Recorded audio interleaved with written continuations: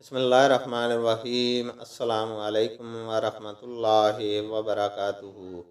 حدیث نبوی صلی اللہ علیہ وسلم ہے، ام سلیم نامی ایک عورت رسول اللہ صلی اللہ علیہ وسلم کی خدمت اقدس میں حاضر ہوئیں اور عرض کیا کہ یا رسول اللہ، اللہ تعالیٰ حق بات بیان کرنے سے نہیں شرماتا، اس لیے میں پوچھتی ہوں کہ کیا احتلام سے عورت پر بھی غسل ضروری ہے؟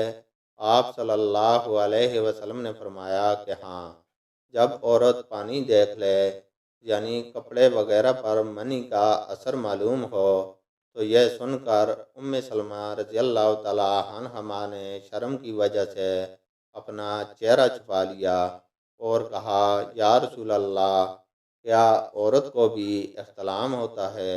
آپ صلی اللہ علیہ وسلم نے فرمایا، ہاں، تیرے ہاتھ خاک آلود ہوں، پھر کیوں اس کا بچہ اس کی صورت کے مشابہ ہوتا ہے، یعنی یہی اس کے احتلام کا ثبوت ہے۔ اللہ تعالیٰ سے دعا ہے کہ وہ ہمیں قرآن اور حدیث کو سننے، سمجھنے اور اس پر عمل کرنے کی توفیق عطا فرمائے، آمین۔